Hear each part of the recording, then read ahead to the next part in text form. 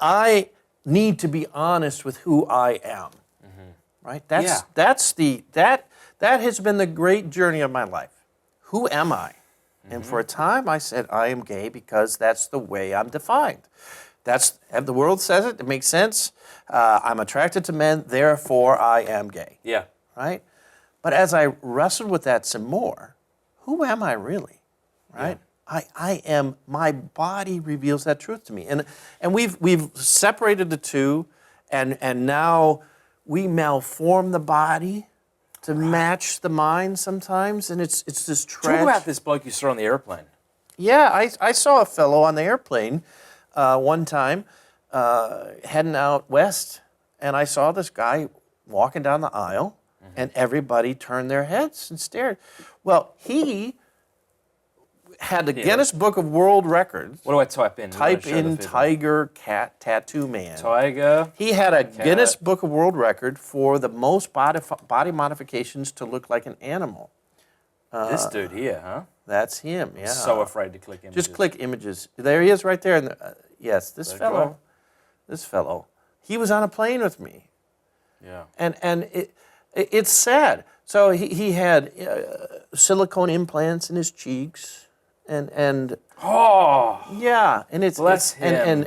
And fangs put in there, and he identifies as a tiger, and he has chosen to be that identity. Sadly, the fellow committed suicide. Oh, God bless him.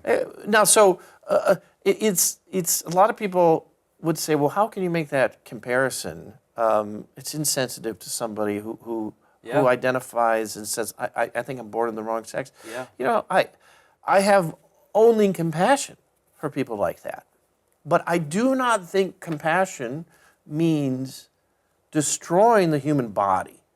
I mean, physicians, what was the Hippocratic Oath? Yeah, do no harm. Do no harm. And you know, it's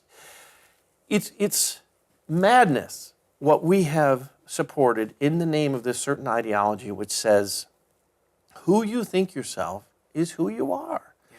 And one thing I point out is the logical progression of this. You know, the story of Rachel Dolezal, somebody, I don't know if your viewers would be familiar with it, but a woman who was born Caucasian, and she later said she identified as African American. Okay. Yeah. And she became the head of the NAACP in Spokane, Washington. And it was later revealed that she truly is this Caucasian person. And she was given an interview, and she said, how I feel myself to be is more true than how I was born. And so she... Trying to wrap my head around that. Yes. Yeah. And so I think the good news that the church has, how you were born, is more important than how you feel. And that's where you're going to have peace.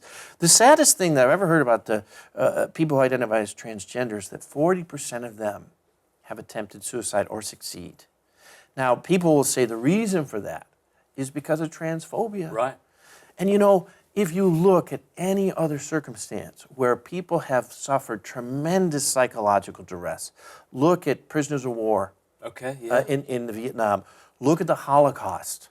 That's profound psychological duress. The rates of suicide and attempted suicide were nowhere near 40%. So there's something going on here. Right. And what is it? It's a dissonance with reality. Dissonance with reality. And out of love for people that we care about who identify as transgender, say, I want to hear your story. Let me hear your story. And journey with them, but don't encourage them to malform their body, which is permanent. Yeah. I mean, that's not How love. can that be a hateful thing to say? It's funny, 2018? Yeah. Because I would think 50 years ago, if you're a dude who thinks you're a woman, yeah, you probably shouldn't cut your penis off. You probably shouldn't do that. It's like bigot.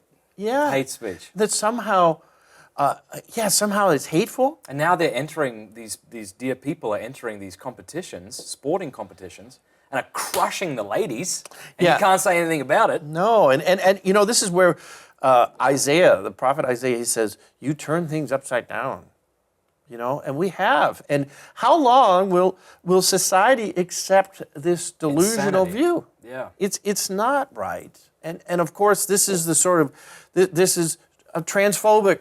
Yeah. No, this is love. Yeah. This is love. And we need to be confident of that. And the louder the voices say that you can't talk about this anymore, no, we have the path to peace. Right.